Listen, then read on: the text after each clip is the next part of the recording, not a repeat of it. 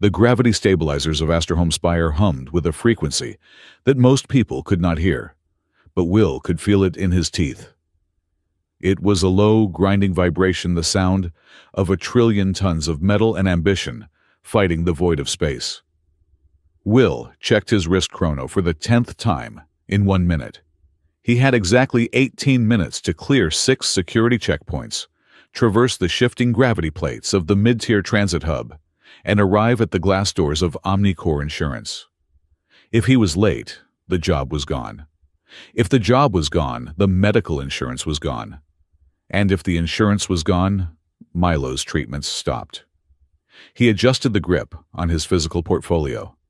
It was an archaic touch, printing out his resume and service record on actual paper, but the career counselor had said it showed character and groundedness.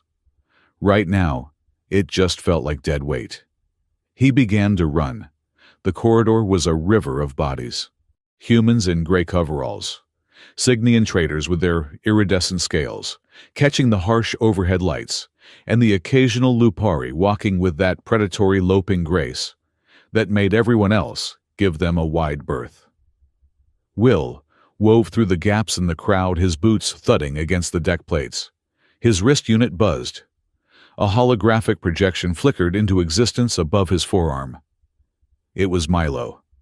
The boy looked small in the blue-tinted light, his face pale, framed by the cluttered background of their tiny apartment in the lower sectors. "Dad," Milo said, "you are running. I can see your heart rate spiking. It is 120 beats per minute." "I am power-walking, kiddo," Will panted, dodging a floating cargo drone. "There is a difference.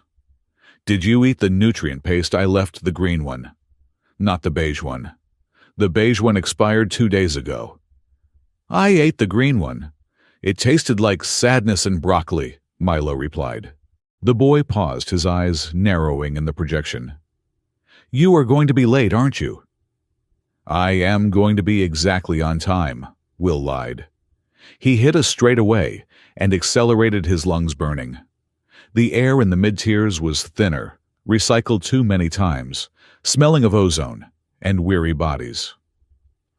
"I am going to walk in there, charm the recruiter with my rugged veteran appeal, and sign that contract. Then we're getting you the respiratory upgrades." Milo sighed a sound that cracked with static. "Dad, just promise me something." "Anything." "Don't stop," Milo said, his voice serious, beyond his 10 years. "If you see a cat stuck in a vent, leave it. If you see someone drop their wallet, kick it to the curb. Don't play hero. Just get the job."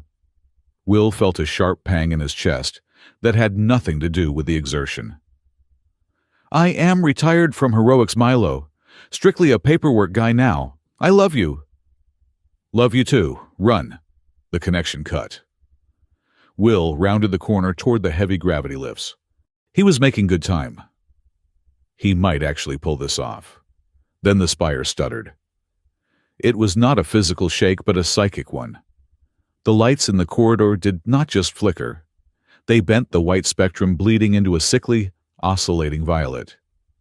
A sound tore through the air, not audible to the ears, but felt directly in the base of the skull. It was a high, thin shriek, like a violin string pulled until it snapped, layered over the deep, guttural growl of a dying star. The silver howl. Will stumbled, his hand flying to his temple. The sensation lasted only 3 seconds, but the effect was immediate. Around him, the crowd recoiled. But the Lupari reacted differently. 3 of them, standing near a vending kiosk, suddenly froze. Their pupils dilated until their eyes were entirely black. They bared their teeth not in aggression, but in a synchronized, mindless grimace of recognition. They looked like they were listening to a command given by a ghost. Then the moment passed. The lights stabilized. The sound vanished. The Lupari blinked, shaking their heads, looking around in confusion as the human commuters hurried past them, eyes averted. Will shook off the dizziness. He did not have time for atmospheric anomalies. He pushed forward toward the lift bank, and then he saw her. She was slumped against the base of a structural pillar, half hidden by the shadow of a recycling unit. She was Lupari, but she was old, older than most of her kind ever lived to be. Her fur was a mottled gray thinning at the shoulders, and she wore a heavy hooded cloak that looked like it had been dragged through an engine intake. But what stopped Will was the blood. It was pooling beneath her, thick and luminous, shimmering with a metallic silver sheen under the corridor lights. It was not just bleeding. It looked like she was leaking starlight. Will checked his stride. "Don't stop," Milo had said. "Don't play hero." He looked at the digital clock on the wall. 14 minutes. He could make the lift. He could step over her, get into the capsule, and ascend to a life where his son could breathe without a machine. A medical drone hovered past its sensor eye, sweeping over the old woman. The drone paused, emitted a soft chime, and then a mechanical voice spoke. "Subject lacks identification chip. Insufficient credit rating for intervention. Priority clear pathway." The machine engaged its thrusters and moved on, indifferent to the dying woman. The crowd flowed around her like water around a stone. No one looked down. To acknowledge the fallen in the spire was to invite debt, or investigation, or simply the inconvenience of empathy. Will took 2 steps toward the lift. His hand was trembling.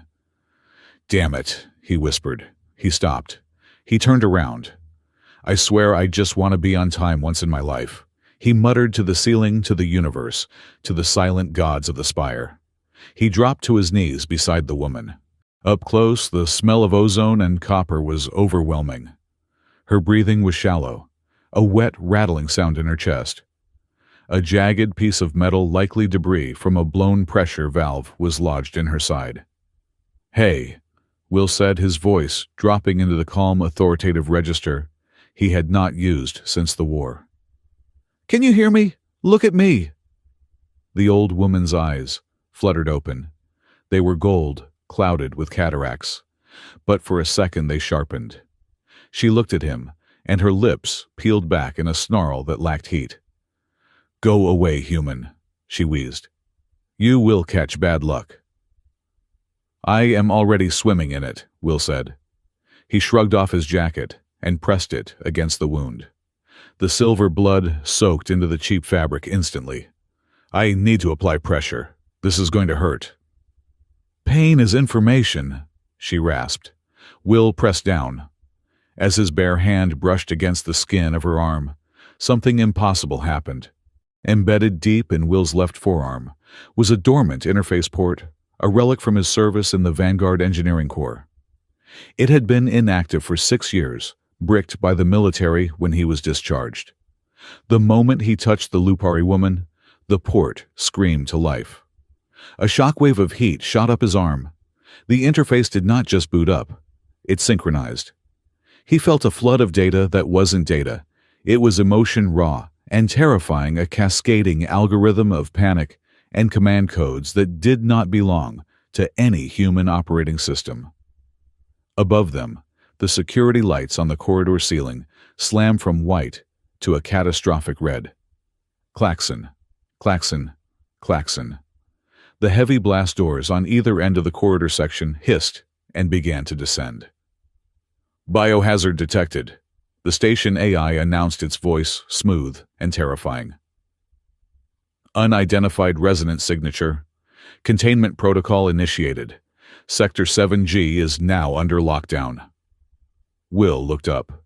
The blast door leading to the lifts, leading to Omnicorps insurance, to the contract, to the money, was sliding shut. "No," Will said. "No, no, no." He scrambled up, leaving one hand on the woman's wound, waving the other at the sensor array. "It is a mistake. There is no hazard. Open the door." The door slammed shut with a finality that shook the floor. He was trapped. And worse, the security scanners were now swiveling toward him, their red lasers painting targets on his chest. "Subject identified William Thorne," the AI said. "Unauthorized interface interaction detected. Remain where you are. Security forces are en route. Estimated arrival 4 minutes." Will looked down at the woman. She was watching him with a strange, terrifying intensity. The bleeding had slowed, but she was fading. If security arrived, they would not treat her. They would incinerate the area to sterilize the hazard. He looked at the maintenance hatch 10 meters away. It was a service chute leading down to the lower logistical tunnels. It was dirty, dangerous, and strictly prohibited. "You really know how to ruin a schedule, lady," Will grunted. He scooped her up. She was lighter than she looked, frail bird bones under the heavy cloak. But the dead weight of an unconscious body was always awkward. He kicked his portfolio, his resume, his service record, his character, skittering across the floor. He didn't need it anymore. He ran for the hatch. The laser on the security turret tracked him. A warning shot fried the air inches from his ear, smelling of ozone. Will didn't flinch. He twisted the manual release on the hatch muscles, straining. It was rusted shut. "Come on," he gritted out. "Open up, you piece of junk." He slammed his mechanical arm, the one with the glowing, burning interface, against the lock. The system, sparked, recognized the strange override code that was flowing through him from the woman, and the hatch blew open. Will jumped into the darkness just as the second plasma bolt slagged the floor where he had been standing. The slide down was a nightmare of friction and bruising. They tumbled out onto a grating in the sub-level 4 access tunnels. The air here was thick with steam and the smell of ancient hydraulic fluid. Will groaned, checking the woman. She was still breathing. He hauled her up again, adjusting her weight across his shoulders. "Hold on," he told her, though she was limp. "I know a place. It is not the Royal Infirmary, but the doctor does not ask questions." He began to jog. The rhythm was familiar. It was the rhythm of retreat, of carrying the wounded through the mud of a moon that had no name. Left foot, right foot, breathe. The weight on his back was not a stranger anymore. It was the mission. His mind, however, was screaming. He had just assaulted a security lock. He had fled a containment zone. He had activated illegal military-grade tech. He wasn't just unemployed now. He was a fugitive. Milo, he thought. "I am sorry." He navigated the maze of pipes and dripping condensation by memory. The lower levels were a city beneath the city, a place where the light was always yellow, and the noise never stopped. He kicked open a rusted door marked with a hand-painted red cross. The clinic was small, smelling of antiseptic and cheap coffee. Dr. Tamsin was behind the counter wrestling with a recalcitrant sterilization unit. She was a short woman, with hair the color of steel wool, and a bedside manner that could strip paint. She looked up as Will stumbled, in chest-heaving blood silver and red, smeared across his shirt. "Thorne," she sighed, putting down her wrench. "I told you I don't give refunds on the flu shots." "Emergency," Will gasped, laying Fenra on the only clean gurney in the room. "She is bleeding out. Shrapnel wound. Flank." Tamsin moved instantly. The gruffness vanished, replaced by efficient practice speed.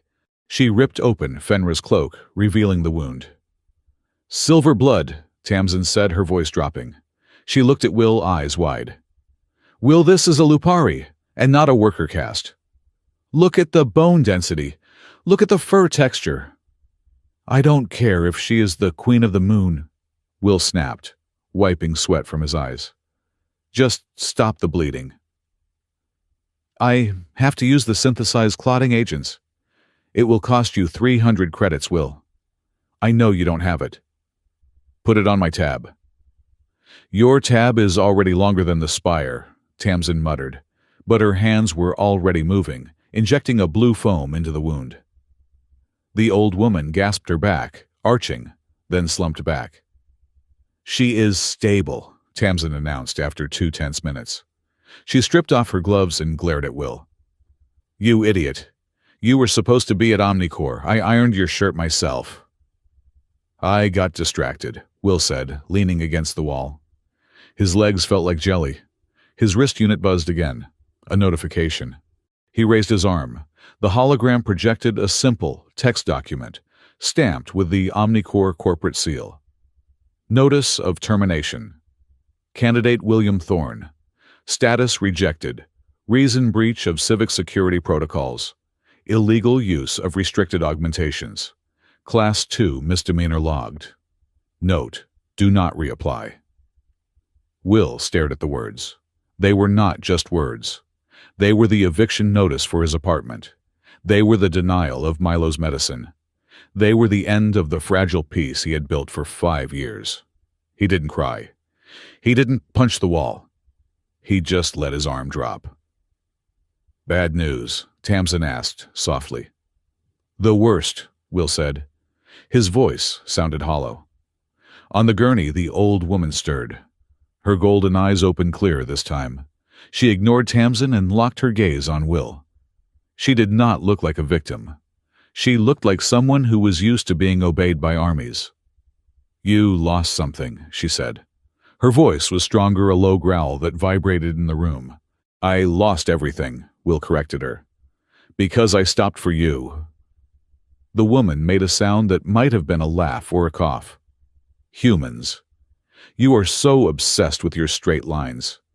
You always think the fastest way to a destination is a straight line. It usually is, Will said. Not in the spire, she said, closing her eyes again. Here the door won't open unless you are late. That is very poetic, Will said bitterly. But poetry does not pay for lung filters. Will, Tamsin hissed, moving to the window. Quiet. What? Listen. Will pushed himself off the wall and moved to the heavy, shuttered window that looked out onto the narrow alleyway of the lower sector. At first, there was only the usual din of the Undercity. Then he heard it, the rhythmic thrum of anti-gravity engines, not the cheap, rattling engines of the cargo haulers. These were smooth, silent, deadly. A light cut through the gloom of the alley. It was not the harsh white of the police, nor the red of emergency services. It was gold, pure, blinding gold. Will peered through the slats. A dropship was descending into the narrow street, its thrusters burning blue. It hovered silently, displacing the trash on the ground. The side hatch hissed open. 6 figures emerged. They were Lupari, but they stood 7 feet tall, encased in armor that looked like it was grown from liquid glass and gold. They moved with absolute synchronization. They carried lances that crackled with kinetic energy. And on the chest of the leader, emblazoned in light, was the crest of the High Spire. The Imperial Seal. Tamsin? Will whispered, the blood draining from his face. Tell me those are just really fancy police. Tamsin backed away from the window, her hands shaking. That is the Praetorian Guard, the Empress's personal blade. Will looked back at the old woman on the gurney. She was seemingly asleep, a small smile playing on her scarred lips. Who exactly did I bring into your clinic? Will asked. Before Tamsin could answer, a heavy metallic gauntlet pounded on the clinic door. The sound echoed like a gunshot in the silence. Open! A voice commanded from outside. It was not a request. It was the sound of an avalanche waiting to happen. By order of the throne.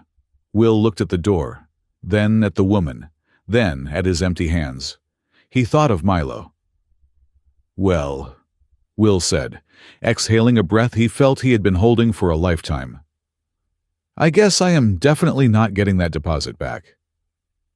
The holding cell in the High Spire did not look like a prison. It looked like the inside of a diamond. The walls were made of semi-translucent nanoglass, shifting seamlessly between opaque white and a terrifyingly clear transparency that revealed the drop. And it was a long drop. Will stood with his forehead pressed against the cold surface, looking down. Far below, kilometers down through the layers of clouds and traffic lanes, was the smoggy, yellow-brown haze of the lower sectors. That was home. That was where the noise was. Up here, the silence was so heavy, it felt like water pressure. His wrists were bound, not by metal cuffs, but by a gravimetric dampener field that kept his hands locked behind his back. It hummed against his skin, a reminder that he was currently the property of the state. The door, a seamless section of the wall, hissed open. It was not a guard who entered, but a drone. It was sleek, shaped like a teardrop of floating chrome, with a single red ocular sensor. "Subject Thorn," the drone synthesized. Its voice was perfectly modulated, devoid of any human stutter. "Heart rate 80 beats per minute. Cortisol levels elevated. You are experiencing anxiety." "I am experiencing a lack of coffee," Will corrected, turning to face the machine. "And I have a 10-year-old son waiting for me in a sector that smells like boiled cabbage. I would like to go." "Your interface," the drone continued, ignoring his request. It hovered closer, a scanning laser grid sweeping over Will's left arm. "The prosthetic is vintage Vanguard surplus, Mark IV, discontinued. Illegal for civilian modification. Yet it bypassed a Level 9 Imperial security lock. Explain." Will swallowed. This was the dangerous part. "It was a glitch. Old tech goes haywire. You know how it is. Sometimes it opens a door. Sometimes it makes toast. The encryption keys required to bypass that lock are changed every 6 hours, the drone stated. Your arm did not glitch. It handshakes. Who gave you the codes? Nobody. Will, said, his voice hardening. I touched the patient. The door locked. That is all I know. The drone hovered silently for 3 seconds.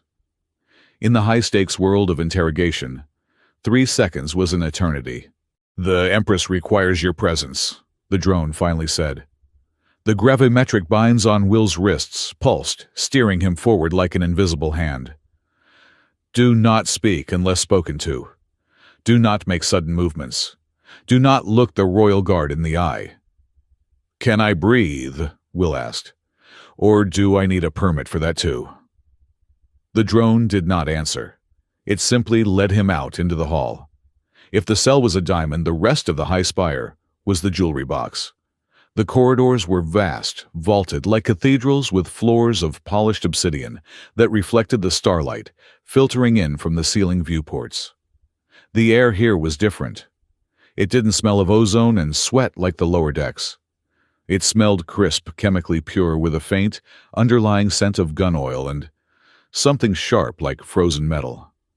They marched him through a set of double doors that were 3 times the height of a man. Inside the room was vast, dominated by a panoramic window that offered a view of the galaxy's edge. In the center of the room was a medical pod floating on a cushion of blue light, and standing around it were figures that made Will's stomach turn over. There were 4 guards, Lupari, of the Praetorian caste. They were massive, their armor white and gold, their helmets shaped like stylized wolf heads. They held energy halberds that hummed with lethal potential. And there was the woman.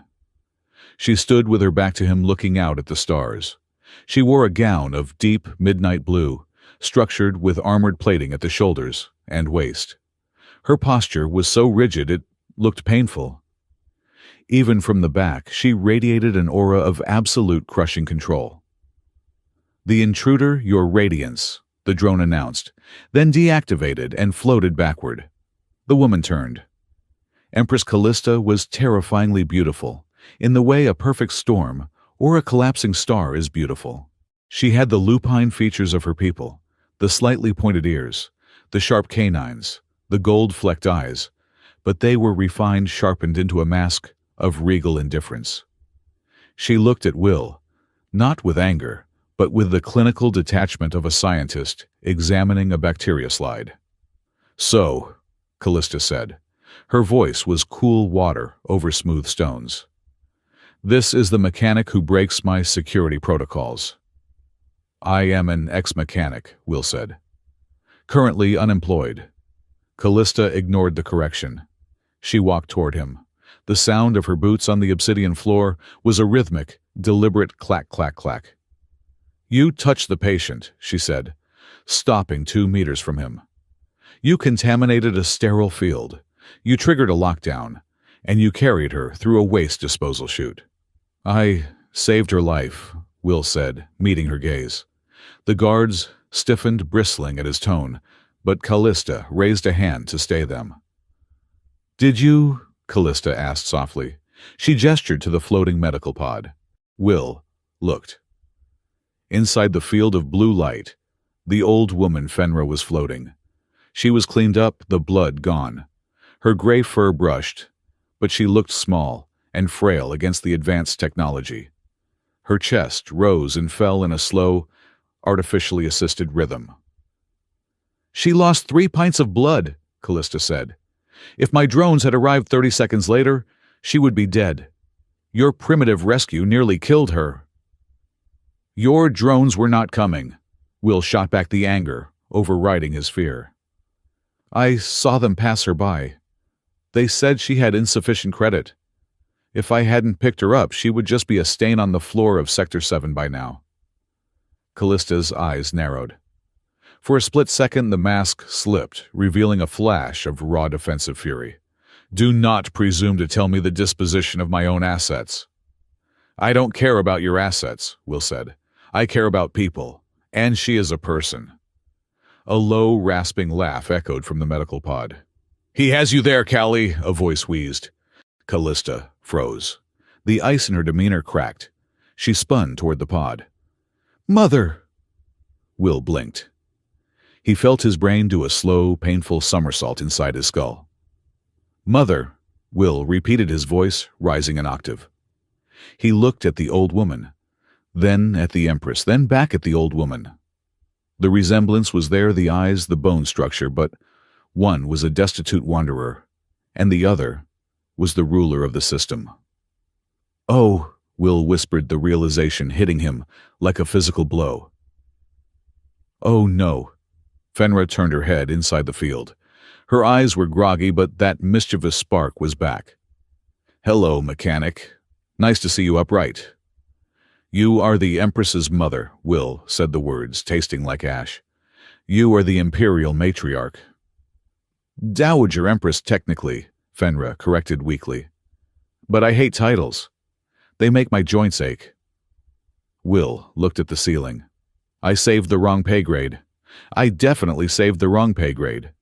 Callista stepped closer to the pod, her hand hovering over the glass, but not touching it. You were wandering again, she whispered, her voice tight, with a mixture of relief and fury. I told you to stay in the sanctuary. I told you the Echo Net was unstable. The sanctuary is boring, Fenra murmured. And the people down there are interesting. They have better stories. They have diseases, Callista snapped, and violence, and poverty. And kindness, Fenra said, shifting her gaze to Will. This one stopped. The others walked by. He stopped. Callista straightened up the mask of the Empress, slamming back into place. She turned to Will. The gratitude Fenra expressed was not reflected in her daughter's eyes. Instead, Will saw calculation. You have touched a member of the royal bloodline, Callista said formally. You have seen her in a state of weakness. You have witnessed the failure of our security drones. These are state secrets, Mr. Thorne. I am good at keeping secrets, Will said, though his heart was hammering. I have a terrible memory. Ask anyone. I already forgot what we are talking about. Humor is a defense mechanism for the weak, Callista said. I could have you airlocked for kidnapping a royal. Kidnapping, Will sputtered. I was taking her to a doctor. To an unlicensed back-alley butcher, Callista corrected.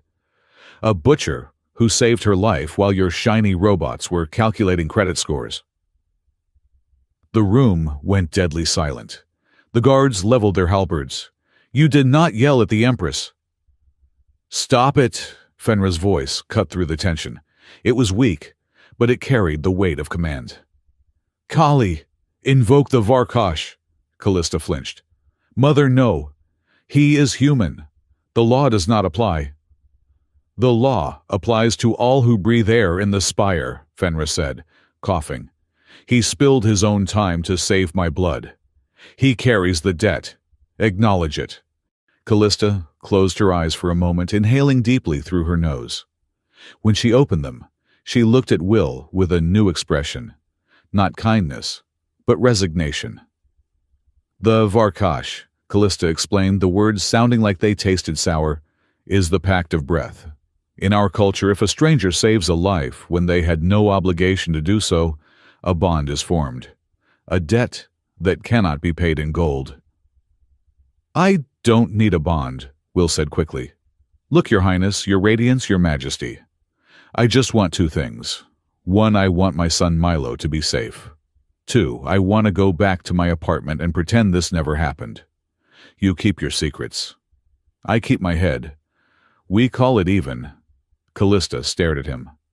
You refuse reward, I could give you enough credits to buy your entire sector. I don't want your money, Will said, and he meant it. Money runs out, and money from you comes with strings. I just want out. Fenra chuckled, a dry, rattling sound. See, Callie, I told you. True loyalty cannot be bought. And true stubbornness, well being a father, makes a man harder to break than a king. Callista looked at Will. Really looked at him for the first time. She seemed to be measuring him against a standard he couldn't see. You cannot go back, Callista said. Not yet. The security breach you caused has flagged your biometrics. If you return to the lower levels now, the Chancellor's automated sweepers will pick you up within the hour. And Chancellor Vale is not bound by the Varkash. The name landed heavily in the room. Chancellor Ormond Vale, the man who controlled the police, the infrastructure and the nightmares of everyone in the lower sectors. So I am a prisoner, Will asked. You are a guest, Callista corrected, under my protection. But I cannot protect what I cannot see. You will stay here, in the spire. For how long? Until my mother is fully recovered, Callista said. She needs a companion, someone who is not a sycophant. Someone she clearly trusts. You will act as her liaison. You want me to be a royal babysitter? Will asked, incredulous. I want you to be a guardian, Callista said. It is a formal title. It grants you immunity from the Chancellor's jurisdiction. It also grants you full medical benefits for your dependents. Will froze. Medical benefits. That meant respiratory upgrades for Milo. That meant clean air. That meant a future. And Milo, Will asked. He comes with me. He will be housed in the guest wing, Callista said. Safely. Fine, Will said, the fight draining out of him. I will wear the funny hat, I will bow, I will babysit. But if anything happens to my boy... If anything happens to him, Callista interrupted, her voice dropping to a whisper that chilled the room, then I have failed as a host and my honor is forfeit, and a Lupari without honor is already dead. Just then, the heavy doors boomed open. A figure strode in. It was a male Lupari, younger than Fenra, but older than Callista. His fur was jet black and a scar ran diagonally across his muzzle, pulling his lip up in a permanent sneer. He wore the black and silver armor of the Shadow Guard. This was Cade. I object, Cade barked, ignoring the bow he should have offered the Empress. He pointed a clawed finger at Will. This mammal is a security risk. He reeks of the lower levels. He carries disease. He carries unpredictability. Will looked at the 7-foot wolfman. Nice to meet you too. I use a very good shampoo for the record. Silence, Cade snarled. Empress, you cannot allow this. Humans are fragile. They lie. They break. Cade, Callista said warningly. He is a variable we cannot control, Cade insisted. Will stepped forward, the fatigue suddenly making him reckless. You are right, big guy. Humans are risky. We trip, we break things, we say the wrong stuff. But I walked into a lockdown to pull an old lady out of the fire, while you guys were presumably polishing your armor. So yeah, I am a risk. But right now, I am the only one in this room who actually did the job. Cade growled a deep rumble that vibrated in Will's chest. I could snap your spine with one hand. And I could reprogram your armor to play nursery rhymes on a loop, Will bluffed. So, let's call it a draw. Fenra laughed again from the pod. I like him. Keep him. Callista sighed, pinching the bridge of her nose. It is decided. Cade, stand down. Mr. Thorne, follow the drone to the guest quarters. Your son is being retrieved now. The guest quarters were larger than the entire apartment complex Will had lived in for the last 5 years. The floors were carpeted in something that felt like moss, but didn't stain. The walls were soft, glowing panels that adjusted their color based on the time of day. Will sat on the edge of a bed that was big enough to land a shuttle on. He felt ridiculous. He was still wearing his blood-stained shirt, though someone had cleaned his jacket. The door chimed. Come in, Will said. The door slid open, and a small figure launched itself into the room like a projectile. Dad, Milo hit Will's chest with the force of a small cannonball. Will wrapped his arms around the boy, burying his face in Milo's messy hair. He smelled like ozone and that cheap nutrient paste, and it was the best smell in the world. I got you, Will whispered. I got you, buddy.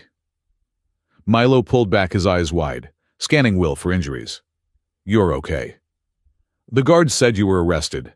Then they said you were a guest. Then they put me in a flying car. A real flying car, Dad. The seats heated up. I am okay, Will said, smoothing Milo's hair. Just a complicated day at the office. Milo looked around the room. He ran over to the window, pressing his hands against the glass. Look at this view. You can see the curvature of the station. Dad, is that the Royal Garden? I think so, Will said, walking over to stand beside him. Milo turned his face serious. Dad, this place looks expensive. Like, really expensive. Do we have to pay rent here? The question broke Will's heart a little. A 10-year-old shouldn't worry about rent. He shouldn't know what eviction looks like. No, buddy, Will said, forcing a smile. It is a company perk, part of the new job. You got the job, Milo beamed. Sort of, Will said. Different job, better benefits. Milo looked back out at the glowing city of the high spire. It is so quiet here. It is scary quiet. I know, Will said. We won't stay forever. Just for a while. Will looked at his reflection in the glass. He looked out of place, a rough, scarred man in a world of glass and light. He was terrified that Milo would get used to this. He was terrified that the soft beds and clean air would make the lower levels impossible to go back to. And he knew with a cynicism born of experience that they would have to go back eventually. People like them didn't get to keep palaces. High above them, on a balcony overlooking the guest wing, Empress Callista watched the feed on a holographic tablet. She saw the way Will knelt down to be at eye level with his son. She saw the way he checked the boy's fingernails, the way he laughed at something the boy said, a laugh that was soft and genuine, devoid of the sharp edges he used with her. He touches the child simply, Callista murmured to herself. Beside her, Cade stood at attention. It is weakness, Empress. Attachment makes him vulnerable. No, Callista said, her voice distant. My mother touched me once when I was a child, before the tutors took over, before the protocols. She touched her own arm, a ghost of a memory. It is not weakness, Cade. It is a language we have forgotten how to speak. She swiped the screen off. Monitor them, but do not interfere. Dinner was served in a private dining alcove. It was an awkward affair. Will and Milo sat on one side. Callista sat on the other. Fenra was absent, resting in the medical bay. The food was exquisite, real vegetables meat that hadn't been printed in a vat. Milo ate with polite caution, looking at Callista as if she might bite him. So, Milo said, breaking the silence. Are you the boss of everything? Callista looked up from her plate. I am the Empress. I govern the spire. That sounds hard, Milo said. My dad says managing a household budget is hard. You have a really big budget. Will choked on his water. "Milo, eat your peas." For the first time, a tiny crack appeared in Callista's expression. The corner of her lip twitched upward. "It is challenging, yes. There is a lot of arithmetic." "I am good at math," Milo offered, "if you need help." "I will keep that in mind," Callista said. The moment was almost warm, almost human, and then the air in the room shattered. It started as a vibration in the cutlery. The silver forks began to rattle against the porcelain plates. Then came the sound the silver howl. It was louder this time, much louder. It wasn't just a noise. It was a physical pressure, like the atmosphere of the room had suddenly doubled in weight. "Milo, cover your ears!" Will shouted, diving across the table to shield his son. But Milo wasn't affected. Will wasn't affected. Callista was. The Empress dropped her fork. Her hands flew to her head claws, extending involuntarily, scratching against her own scalp. Her eyes, usually so cool and controlled, blew wide, the pupils swallowing the gold. "No!" she gasped, her voice sounding like it was coming from underwater. "Not now! The voices stop!" The doors to the dining hall burst open. 2 Praetorian guards stumbled in. But they weren't attacking. They were reeling. One of them fell to his knees, ripping his helmet off. His face was twisted in a rictus of terror, teeth bared at an invisible enemy. "They are calling," the guard screamed. "The pack is lost. The sky is falling." He began to fire his energy halberd blindly into the ceiling. Boom, boom, boom. Debris rained down. "Get down." Will grabbed Milo and shoved him under the heavy oak table. Will looked at Callista. She was shaking, fighting it with every ounce of her discipline. She was the most powerful woman in the system, and she looked like she was breaking apart. "Cade!" Callista screamed, but it was a primal sound half-roar.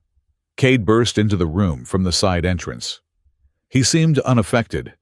Perhaps his sheer rage was a shield, or perhaps the howl hit everyone differently. He tackled the firing guard, slamming him into the wall with bone-crushing force. "Empress!" Cade shouted. "Focus, look at me!" The sound crested a high silver scream that made the windows vibrate, and then, as quickly as it had come, it vanished. Silence rushed back into the room, heavy and suffocating. The guard Cade had pinned was sobbing, now curled into a ball. "I saw it! I saw the end!" Callista slumped in her chair, gasping for air. Sweat beaded on her forehead. She looked at her trembling hands. Then she looked across the table. Will was crawling out from under the table, dusting off Milo. He looked at Callista. He saw the terror in her eyes. "That wasn't a medical condition," Will said, his voice flat and hard. "And that wasn't just in the lower levels." Callista composed herself, though it took a visible effort. She smoothed her hair, but her fingers were still shaking. "No," she whispered, looking at the sobbing guard. "It has reached the high spire. It is evolving." She looked at Will, and the mask was gone entirely. In its place was fear. "My mother was right," Callista said. "Someone is doing this to us." Will pulled Milo close to his side.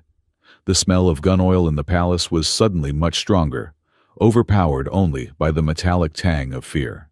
"Well," Will said, looking at the chaos in the immaculate dining room, "I guess I am on the clock." The recovery suite in the high spire smelled of lavender and sterile filtration systems, a scent designed to make one forget that they were living inside a metal needle floating in the vacuum. Fenra hated it. She sat on the edge of the bio-bed, dangling her legs like a teenager, looking entirely too energetic for someone who had nearly bled out 48 hours ago. "I am going for a walk," Fenra announced, sliding off the bed.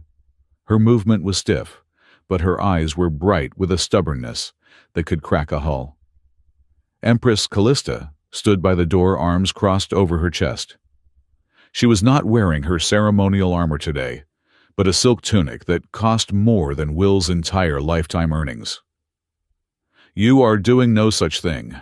The medics said your resonance stability is at 60%. You fall down again, and I have to explain to the council why the Dowager Empress is playing hopscotch with death. 60% is passing, Fenris scoffed. And I am not going to play hopscotch. I am going to check the pulse of the city. You cannot rule what you cannot feel, Callista. And you cannot feel anything from up here, except your own recycled ego. I am the Empress, Callista said, her voice dropping an octave, a warning tone that usually made admirals sweat. My word is law. Are you the Empress, or are you a nurse? Fenris shot back her grin, showing a flash of sharp canine teeth. Because if you are a nurse, your bedside manner is terrible. You need to work on your smile. It looks like you are calculating tax returns. Will watched the exchange from the corner of the room, trying to blend into the wall. He was cleaning his prosthetic arm with a rag, a nervous habit he had picked up in the trenches. Guardian Thorn, Callista snapped, turning on him. Talk sense into her. Tell her that the lower levels are dangerous, unsanitary, and absolutely forbidden. Will looked up. Well, she is right about the tax return smile. Callista glared at him. If looks were kinetic energy, Will would have been a stain on the wall. However, Will continued, quickly standing up, the Empress has a point about security. If you go down there looking like that with the silver robes and the aura of authority, you will cause a riot. Or a parade. Both are bad for a recovering patient, Fenra pouted. It was a disturbing expression on a centuries-old wolf matriarch. So I am a prisoner in my own palace. Not necessarily, Will said. He looked between the two powerful women. We compromise, we go down, but we go incognito. No royal guard, no flashing lights. We wear worker fatigues. We take the service elevator. We look at the floor, we smell the ozone, and we come back before anyone realizes the crown jewels are missing. Absolutely not, Callista said immediately. I love it, Fenris said at the same time. It is a tactical insertion, Will explained to Callista, using military jargon he knew she respected. Low profile, high reconnaissance value. You keep saying you want to understand the threat, Your Majesty. You cannot see the structural cracks from the penthouse. Callista hesitated. She looked at her mother, who was looking back with a mixture of challenge and plea. Then she looked at Will. If a single hair on her head is harmed, Callista whispered, I will dismantle you. Component by component. Understood, Will said. I will bring Cade. He is big, scary, and hates everyone. Perfect for crowd control. The service elevator did not hum pleasantly, like the lifts in the high spire. It groaned. It rattled. It smelled of hydraulic fluid and ancient grease. When the doors ground open at level 400, the heart of the industrial district, the noise, hit them like a physical wave. The sound of steam, venting of heavy machinery stamping metal, of thousands of voices shouting over the din. Callista stepped out first. She was wearing a rough gray jumpsuit that was 2 sizes too big, her hair tucked under a grease-stained cap. She looked uncomfortable, picking her way across the great floor, as if it were covered in acid. It smells, Callista murmured, wrinkling her nose. That is the smell of honest labor, Fenris said, inhaling deeply. She was wrapped in a heavy woolen poncho that hid her face. And failing air scrubbers, Cade brought up the rear. The massive shadow guard was out of his armor, wearing a sleeveless mechanic's vest that did nothing to hide the fact that he was 7 feet of pure muscle and hostility. He glared at a passing drone, as if he wanted to eat it. Keep your head down, big guy, Will muttered to Cade. Try to look less like you are about to murder a planet. I despise this, Cade grunted. It is dirty, it is chaotic, there is no order. Oh, welcome to my neighborhood, Will said. They moved through the crowded market streets. Neon signs flickered with dead pixels, advertising synthetic meat and cheap cybernetic repairs. Steam hissed from overhead pipes, creating a perpetual fog that clung to the skin. Will led them toward Tamsin's clinic.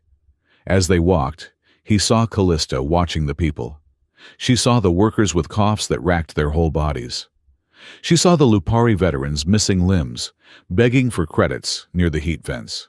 She saw the children playing tag between the crushing gears of the cargo loaders. Will felt a familiar tightness in his chest. This was the world he had tried to escape. The don't look, don't ask rule was survival here. If you looked too closely at the misery, you drowned in it. He had spent 5 years learning to look straight ahead, to focus only on Milo. Now, bringing the Empress here felt like peeling back a bandage to show a doctor a gangrenous wound. They reached the clinic. The line outside was long. A mix of humans and Lupari, all looking tired, all clutching notification slates that flashed, denied. Will pushed through the back entrance, ushering his VIP guests into the cramped supply room.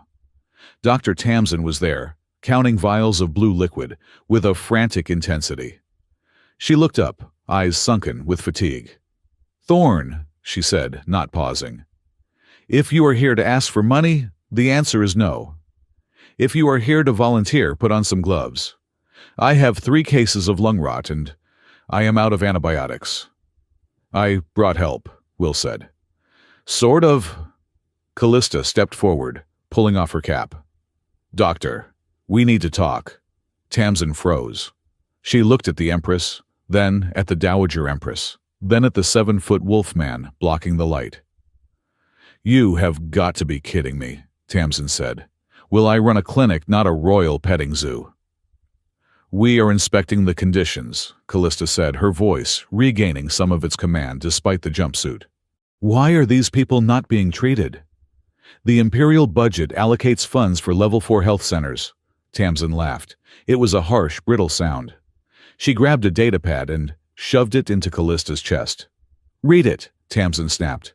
"Budget allocation was cut by 40% 3 months ago.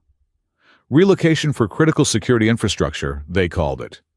The shipments of synth penicillin stopped 6 weeks ago. The air filtration units are running on emergency power because the main grid was diverted to the upper security sector." Callista stared at the screen. Her fingers tightened on the pad until the plastic creaked. "This is not the report I received. Chancellor Vale's report showed efficiency savings. Not this." "Paper lies," Fenra said softly from the corner. "Bodies do not." While the adults argued, the door to the waiting room creaked open. Milo poked his head in. He had been staying with Tamsin's assistant while Will was working. "Dad," Milo asked. Then he saw the room full of people. "Oh, hi, fancy lady. Hi, scary wolfman." Behind Milo, a small face peered out. It was a Lupari child, a girl no older than 6 with oversized ears and fur the color of dust. She was holding a broken toy drone. "Is that your dad?" the girl asked Milo, her voice a high squeak. "He looks tired. Like an old rug," Milo bristled. "He is not an old rug. He is a hero. He has a robot arm." "My dad has 2 robot arms," the girl countered. "And he can lift a crate." "My dad can fix a starship," Milo lied effortlessly.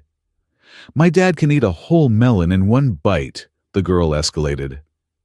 Will snorted a laugh, escaping him despite the tension. He looked at Cade. The giant bodyguard was staring at the children, his expression unreadable. "The young ones," Cade rumbled. "They do not care about rank." "They just care about who is the cooler dad," Will said. "It is the universal currency." Suddenly, the floor beneath them lurched. It wasn't an earthquake. The gravity stabilizers of the spire did not quake. They slipped. A sickening sensation of weightlessness hit the room, for a fraction of a second, followed immediately by a heavy, oppressive pressure. And then came the sound. The silver howl. It was not loud this time, not like in the dining hall. It was a low, insidious thrumming that seemed to vibrate in the fillings of Will's teeth. In the supply room, Fenra gasped and grabbed the edge of a table. Cade growled low in his throat, shaking his head as if trying to dislodge an insect. But out in the waiting room, the effect was immediate. Through the open door, Will saw 3 Lupari patients drop to their knees. Their eyes went wide and vacant. They didn't scream. They just stopped. It was as if their souls had been unplugged. And then Will heard it. It wasn't a sound in his ears. It was a whisper directly into his auditory cortex, bypassing the ear canal entirely. It came through the interface in his arm, the same way the lock codes had. Synchronize the herd is broken. Return to the core. The silence is waiting. Will grabbed his left arm. The interface port was glowing hot, burning through his sleeve. "Dad!" Milo cried out. Will looked up. The little Lupari girl had dropped her toy. She was standing perfectly still, her small claws extended, staring at nothing. "No!" Will hissed. He rushed forward, ignoring the burning in his arm. He knelt in front of the girl. "Hey, kid, look at me!" He touched her shoulder. A spark of static electricity jumped between them. The girl blinked. The fog in her eyes cleared instantly. She looked at Will terrified and burst into tears. The howl faded as quickly as it had arrived. In the supply room, Callista was pale. She looked at Tamsin. "What was that?" "That was not a medical seizure." Tamsin was already moving, checking the monitors. "That happens 3 times a week now. Look at the timestamp. 1,400 hours. She pulled up a second screen. It was a public notice from the Department of Infrastructure. Scheduled System Diagnostic Security Grid, Sector 4. Time 14:0. Every time they run a diagnostic or an upgrade on the security grid, the howl hits, Tamsin said. "I have filed 50 reports. They all get deleted." Callista stared at the screen. The connection was undeniable. Chancellor Ormond Vale wasn't just ignoring the problem. He was scheduling it.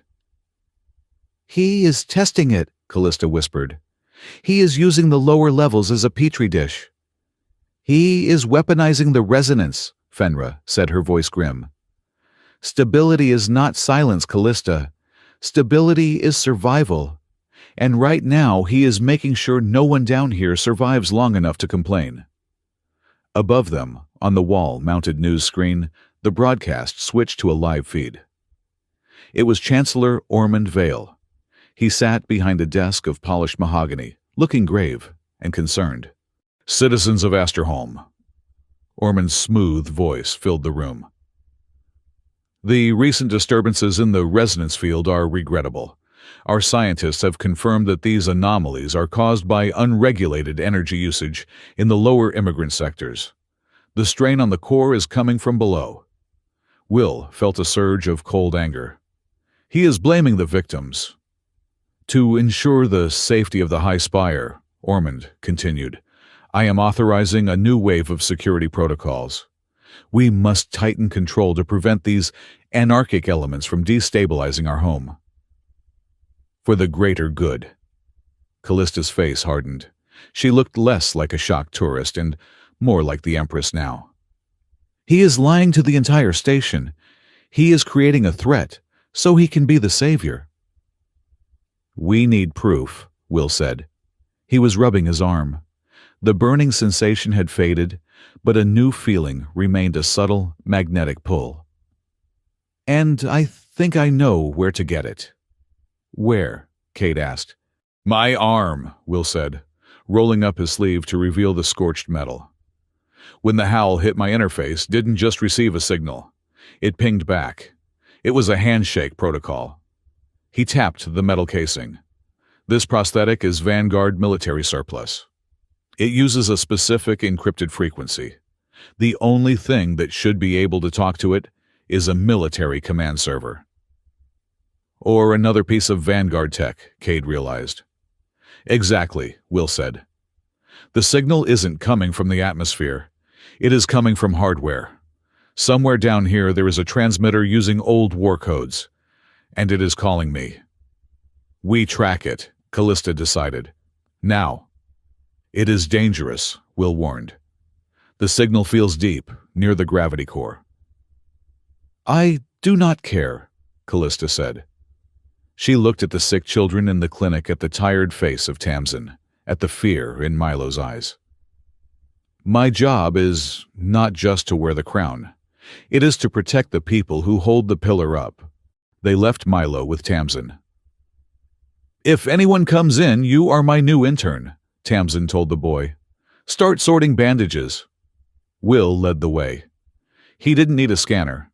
He could feel the pull in his bone marrow. It led them away from the market down through the maintenance shafts deeper than the residential zones. The air got hotter. The sound of the gravity groan became a deafening roar. They were approaching the central spine of the spire, the massive artificial gravity generator that kept the station from spinning apart. "This area is restricted," Cade shouted over the noise. "Level 10 clearance." "Good thing we have a master key," Will said, nodding at Callista. They reached a heavy blast door, marked with warning signs. Danger. Graviton flux. No entry. Callista stepped forward. She placed her hand on the palm scanner. The system beeped. Access denied. Callista blinked. "That is impossible. I have override alpha." She tried again. Access denied. "He locked you out," Will said grimly. Vale locked the Empress out of her own engine room. "Step aside," Cade growled. The Wolfman grabbed the manual release wheel, his muscles bunched veins standing out like cables. With a roar of effort, he wrenched the wheel. Metal screamed against metal. The door groaned and slid open a foot. They slipped inside. The chamber was vast, a cathedral of spinning rings and blue lightning. In the center, the gravity core pulsed with a rhythmic beat. But attached to the side of the pristine core was something ugly. It looked like a parasitic growth, a mass of black cables and jagged metal spikes, driven directly into the shielding of the core. It pulsed, with a sick violet light that matched the color of the howl. "There," Will pointed. "That is the transmitter." They moved closer. The device was humming. Will approached it. As he got close, his arm began to vibrate violently. He could see markings on the side of the black metal casing. "Is that?" Callista squinted. "It is a resonance amplifier," Will said, recognizing the tech from his war days. "We use these to disrupt enemy communications, but this one is modified. It is not just jamming signals, it is rewriting them." He brushed some soot off the casing to reveal a stamped logo. It wasn't a military serial number. It was a stylized crest, a serpent, coiling around a tower. "The Department of Infrastructure," Callista hissed. "Orman's personal seal." "He is not just testing," Will said, looking at the cables digging into the core. "He is feeding the howl directly into the station's nervous system. He can dial it up or down whenever he wants. He can make the Lupari panic on command." Suddenly, a shadow detached itself from the machinery above them. "Look out!" Cade shouted. He shoved Will aside just as a heavy maintenance drone rigged with welding torches swooped down. Cade took the hit the torch, scoring a black line across his shoulder. He roared and swatted the drone out of the air, crushing it against the wall. "We are not alone," Cade snarled, stepping in front of Callista. From the shadows of the catwalks, red optical sensors flared to life. Dozens of them. Security drones. But not the standard police models. These were black, unmarked, and armed with lethal suppression rounds. "You really should not be here," a voice amplified over the speakers. It wasn't Ormond. It was a digitized automated warning. "This is a restricted zone. Lethal force is authorized." Will looked at the army of machines blocking their exit. He looked at the Empress in her dirty jumpsuit, at Fenra, leaning heavily on her cane, and at Cade, bleeding from his shoulder.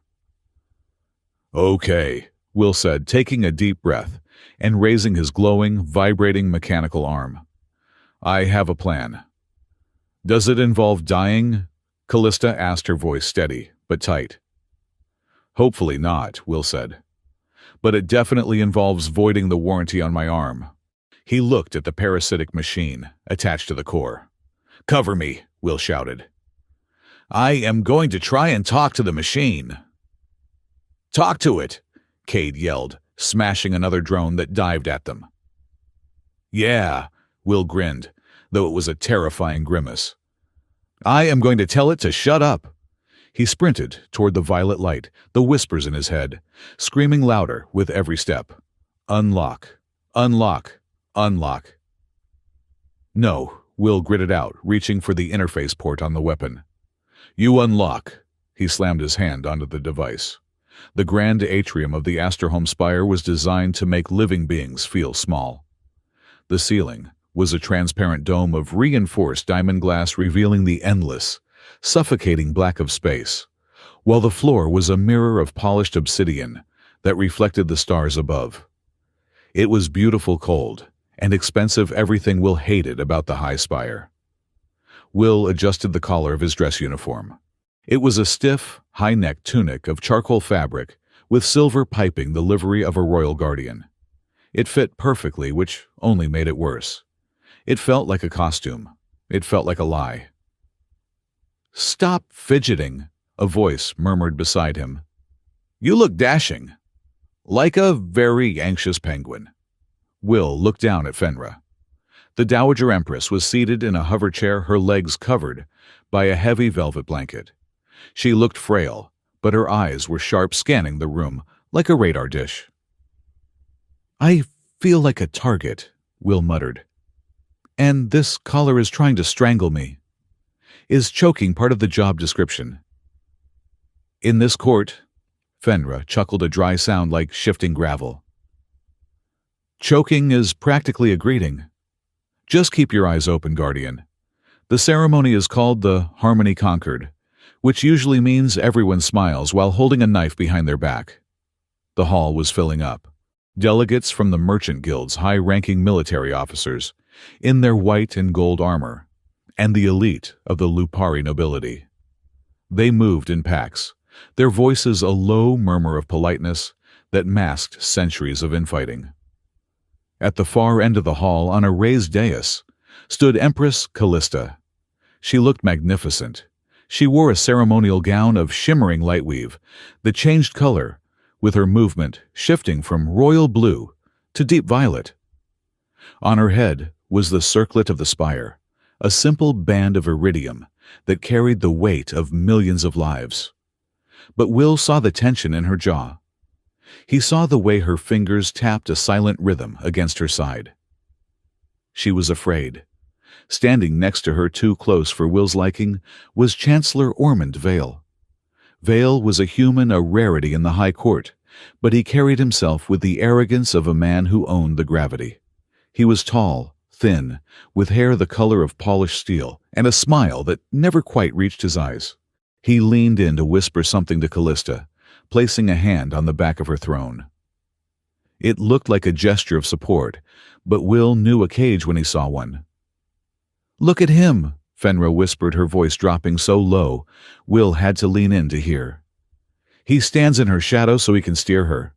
He smells of ozone and ambition. He smells like expensive cologne to me, Will said. The kind that costs more than my kidney. Listen to me, Will, Fenra said, her tone suddenly devoid of humor. She grabbed his wrist, her grip surprisingly strong. Ormond is a creature of schedules. He does not improvise. If chaos happens today, it is because he scheduled it. Do not trust anything that happens too on time. What does that mean? Will asked. It means, Fenra said, her eyes darting to a cluster of security drones, hovering near the ventilation shafts, that if the alarm rings, do not run where the lights tell you to. Run where the shadows are. Before Will could ask more, the trumpets blared. Not real trumpets, but a synthesized resonance blast that signaled the start of the ceremony.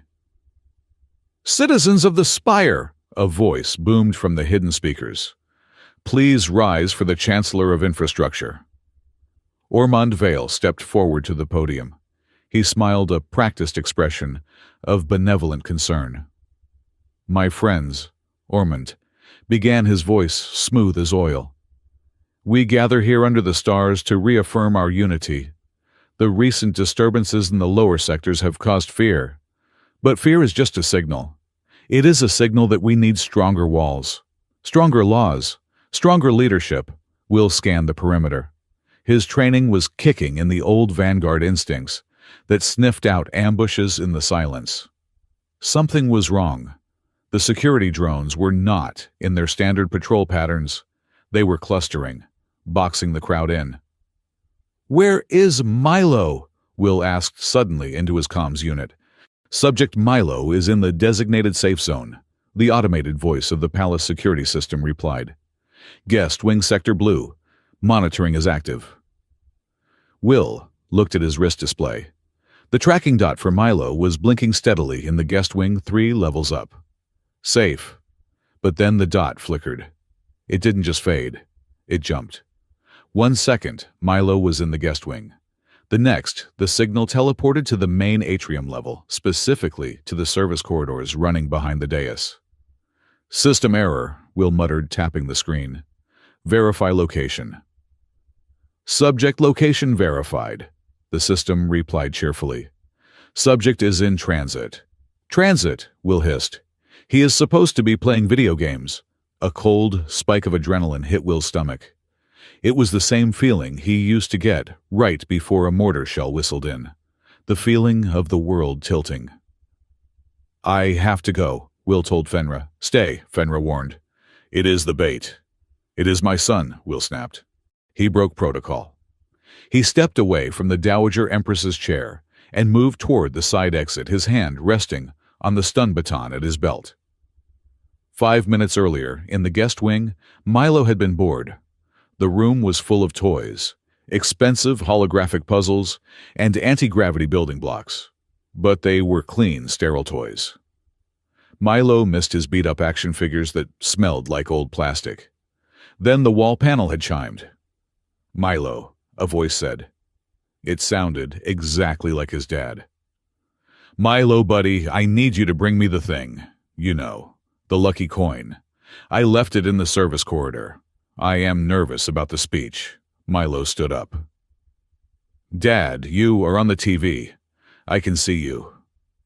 "This is a pre-recording, buddy," the voice said, sounding a little static-filled. "I am actually backstage. I need that coin. Come on, big guy. Don't let me down." Milo looked at the screen. On the broadcast, his dad was standing still, next to the old lady in the chair. But maybe that was a recording. Dad was always talking about how the Spire had fancy tech. "Okay," Milo said, grabbing the tarnished brass coin. Will always carried a souvenir from a planet that didn't exist anymore. "I am coming." The door, which had been locked for his safety, slid open with a smooth hiss. The lights on the floor lit up, creating a path. "Follow the green line," the voice said. Milo followed. He walked out of the safe zone, down a long, empty hallway, and into a service elevator that smelled of cleaning fluid. He didn't know that the voice wasn't his father. He didn't know that the guidance system had been hacked to lead him directly into the center of the blast zone. He just wanted to help. Back in the atrium, Ormond Vale was reaching the crescendo of his speech. "We must not be afraid to prune the branches to save the tree," Ormond declared, raising a fist. "Control is not oppression. Control is love." As if on cue, the lights in the atrium slammed from warm gold to a violent strobing violet.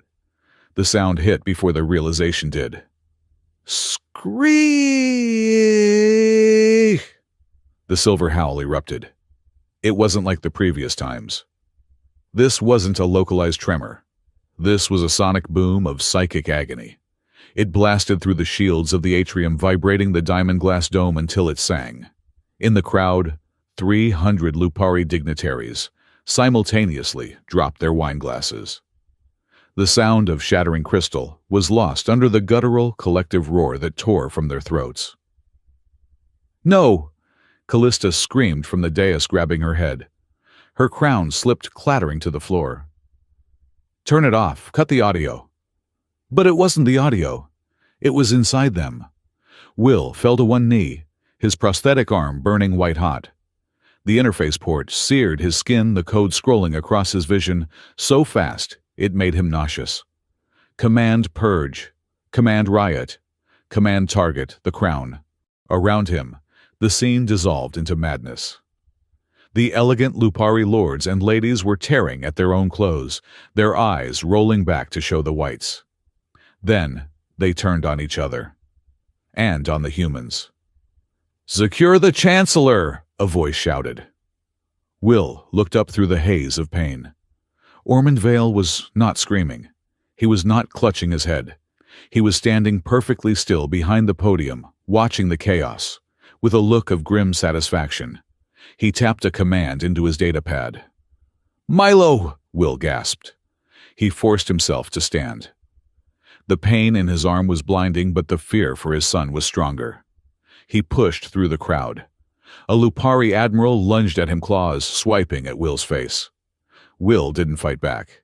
He ducked, using the momentum to shoulder roll past the frenzied wolfman. "Warning!" his wrist unit blared. "Civil unrest detected, lethal force authorized." "Shut up," Will gritted out. He saw the service door behind the dais. The tracker said Milo was there. Right there. Will sprinted up the stairs, dodging a flying chair. He reached the heavy blast door. It was sealed. "Open!" Will shouted, slamming his hand against the panel. The panel flashed red. Access denied. Then he heard it. A small voice on the other side. "Dad, it is dark. The door won't open." "Milo." Will pressed his face against the cold metal. "Back away from the door, buddy. I am going to blow it." He didn't have explosives. He had his arm. He began to overcharge the capacitors in his prosthetic, preparing to discharge a kinetic blast that would likely shatter his own bones. Suddenly, the panel beeped. It didn't turn red. It turned green. User recognized William Thorne. Access, level infrastructure, administrator. System resonance, amplifier, activated. Will froze. What? The door didn't just open. It revealed a small chamber, packed with machinery. A secondary resonance node, humming with that sick violet light. And standing next to it, looking terrified, was Milo. But on the wall screens inside the room, huge red letters flashed, "Manual override confirmed. Initiated by W. Thorne." "Dad!" Milo stepped out, clutching the lucky coin. Will grabbed his son, pulling him into a hug that knocked the wind out of the boy. "I have got you! I have got you!" "There he is!" a voice boomed. Will turned. Standing at the top of the stairs, pointing a finger directly at Will, was Cade. The Shadow Guard's eyes were wild, fighting the howl, but his focus was absolute. "He is at the control node!" Cade roared, his voice amplified by his helmet. "The human triggered the amplifier!" Will looked at the open door. The screen behind him was still flashing his name. The node was pulsing in sync with the screams of the crowd. It was a frame-up. A perfect, biometric frame-up. "No!" Will shouted. "I was trying to open the door. It is a trap. Seize him!"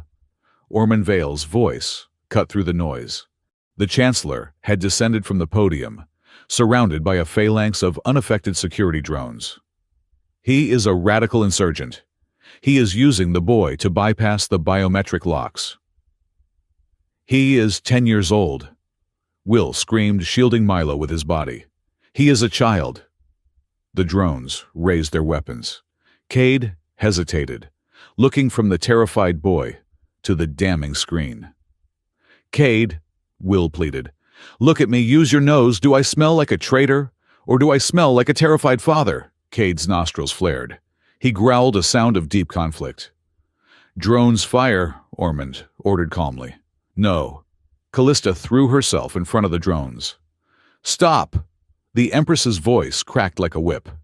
She was disheveled, her gown torn, but she stood between the guns and Will. "I command you to stand down." "Your Majesty," Ormond said, his voice dripping with faux sympathy. "You are confused by the resonance. This man is a threat. The logs are clear." "The logs are pixels," Callista spat. "The man is flesh." "And he is under my protection." She turned to Will. "Run."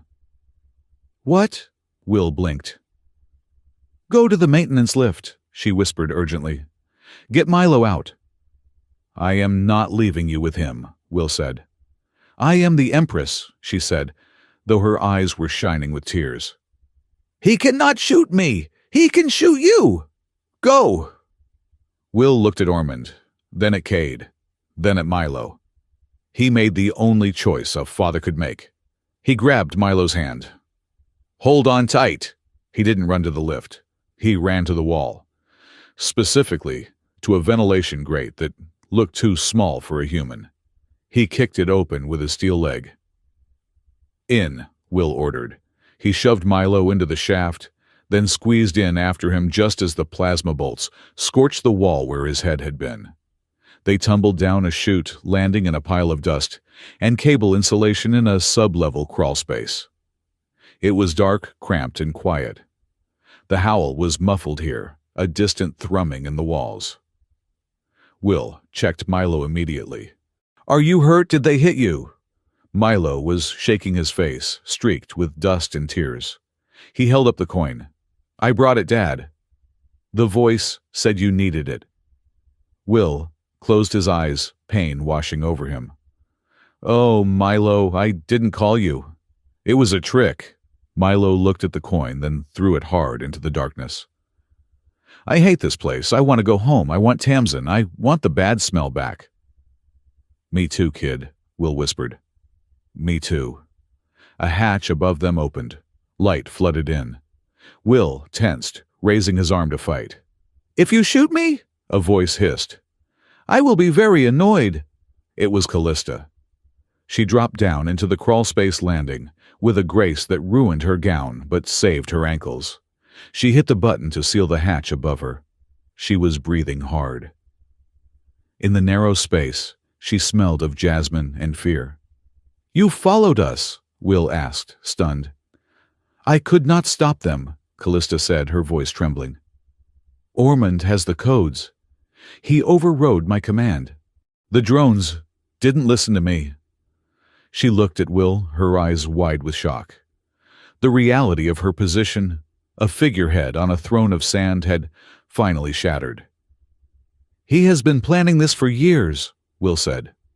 "The security updates, the budget cuts.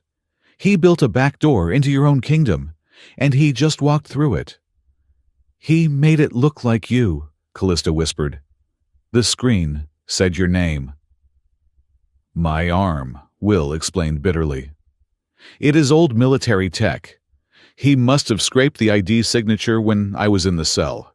He programmed the node to recognize me as the admin. As soon as I touched the door to save Milo, I signed my own death warrant." Callista slumped against the wall of the tunnel.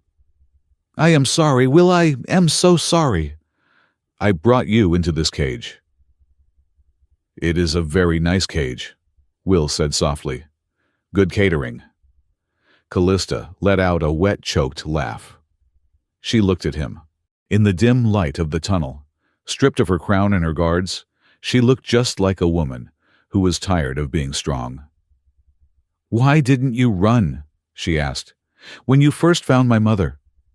You could have walked away." "The door wouldn't open unless I was late," Will quoted Fenra. "And besides, I am an idiot." "You are a good man," Callista said. She reached out her hand, hovering near his face. Her claws were retracted, her fingers soft. A rare thing. They were close. Too close. The adrenaline, the fear, the intimacy of the dark space, it was pulling them together like gravity. Will looked at her lips. He saw the hesitation and the want. He leaned in. She leaned in. A loud, deliberate clearing of a throat echoed from the darkness behind them. Will and Callista jumped apart like teenagers, caught by a principal. Fenra was sitting in the shadows of the tunnel junction, wrapped in her blanket, looking entirely unperturbed. "As touching as this is," Fenra rasped, "I believe there is a heavily armed hit squad drilling through the ceiling, about 20 meters back. Perhaps we save the romance for when we are not actively being hunted." "Mother," Callista hissed, her face flushing violet. "How did you get here?" "I know this station better than the rats," Fenra said. "And I took the laundry chute. It was faster." She looked at Will. "Ormond has declared martial law. He is saying the human terrorist has taken the Empress hostage. He is going to purge the lower levels to save her. He is going to kill everyone, Will realized. Not if we surrender, Callista said. She stood up, dusting off her knees. The regal mask was back, but it was different now. It was harder. If I walk out there, he cannot claim I am a hostage. If I order him to arrest you, he has to take you alive for a trial. A public trial. A trial, Will asked. In his court. In my court, Callista said fiercely. He thinks he has won because he controls the drones. But he forgot one thing. He forgot the Varkosh. The breath pact, Will asked. The public saw you save Milo, Callista said. They saw a father. Ormond wants a monster. I will give them a trial and I will force every soul on this station to watch it. It is a gamble, Will said. It is all we have, Callista replied. Suddenly, the wall behind them exploded. Sparks showered the tunnel. A section of the bulkhead was ripped away by a magnetic grapple. Ormond Vale stood in the opening, flanked by 4 heavy combat droids. He wasn't smiling anymore. Found you, he said. Step away from the Empress, a droid announced its weapon charging. Will raised his hands. I surrender. Don't shoot the kid. Take him, Ormond ordered, and secure the boy. He is evidence. 2 droids moved forward. One grabbed Will, clamping a heavy gravimetric collar around his neck. The other moved toward Milo. Don't touch him, Will roared, struggling against the gravity field that slammed him to his knees. Milo goes to the nursery, Callista said, her voice ice-cold. She stepped between the droid and the boy. If you harm the child chancellor, I will scream. I will scream so loud that the resonance won't be able to drown it out, and the people will know their Empress is being coerced. Ormond paused. He looked at Callista. He saw the absolute suicidal resolve in her eyes. He was a calculator, and he calculated that a screaming martyr was bad for business. Fine, Ormond sneered. The boy goes to containment. The Guardian goes to the deep cells. And you, Your Majesty, you have a speech to finish. He gestured to the guards. They dragged Will away. He looked back. He saw Milo crying, reaching out. He saw Callista standing tall, her eyes locking with his. Wait, her eyes said. Wait for me. And then the blast doors slammed shut. The deep cells were silent. There was no window here, no view of the stars or the smog. Just 4 walls of gray, sound-dampening foam, and a force field door. Will sat on the floor. His arm was dead. Ormond had deactivated it with a master kill switch. It hung heavy and useless at his side. He was alone. He had lost his job. He had lost his son. He had lost the game. He closed his eyes, leaning his head back against the wall. Stupid, he whispered to himself. Should have just run. Should have kicked the wallet to the curb, William. Will opened his eyes. What? There was no one in the cell. William Thorne. The voice wasn't coming from the room. It was coming from inside his head. It wasn't the jagged, painful shriek of the silver howl. It was soft. It sounded like wind moving through dry grass. It sounded like a memory. You are not empty. Will clutched his head. Get out. I am tired. The key is not in the code, the voice whispered. The key is in the bone. Suddenly, Will gasped. A vision flashed behind his eyes, vivid, terrifyingly real. He wasn't in the cell. He was standing in a field of white snow, but the snow was ash. He was looking at his own arm, not the metal one, but his original arm, the one he lost in the war. And holding his hand was a woman, a Lupari woman. But it wasn't Callista. It was someone he had never met yet knew perfectly. She had silver fur and eyes like nebulas. Remember, the voice said. You did not just find the resonance, you brought it home. The vision snapped. Will was back in the cell, gasping for air. His heart was hammering a frantic rhythm against his ribs. He looked at his metal arm. It was dead. No lights, no power. But deep inside the casing, in the place where the metal met his own scarred flesh, he felt something, A warmth, a pulse. It wasn't a battery, it was a heartbeat. "What did you do to me?" Will whispered to the silence, and for the first time in the history of the spire, the silence answered back. "We didn't do anything," the howl whispered, sounding like 1,000 voices speaking in unison. "We just waited for you to listen." Will looked at the door of his cell. The force field hummed with impossible power. He stood up. He walked to the barrier. "Okay," Will said, his voice trembling, but his eyes hard. "If I am the monster you want, then let's show you what a monster can do." He placed his dead metal hand against the force field, and somewhere deep in the gravity core of the station, the spire began to scream his name. The silence of the deep cells was not empty. It was heavy, like the pressure at the bottom of an ocean.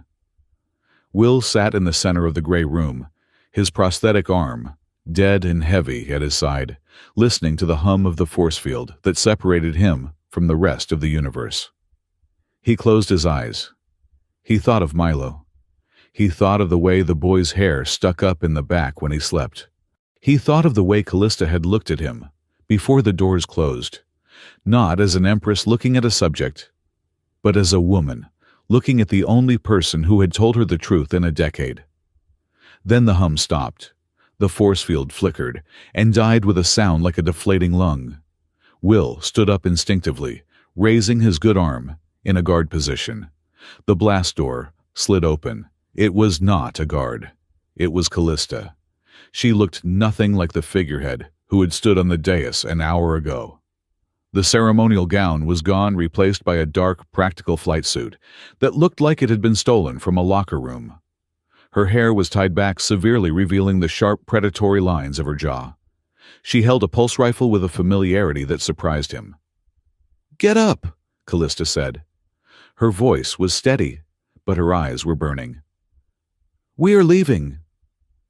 "I thought I was the villain of the week," Will said, stepping out of the cell. "Did the script change?"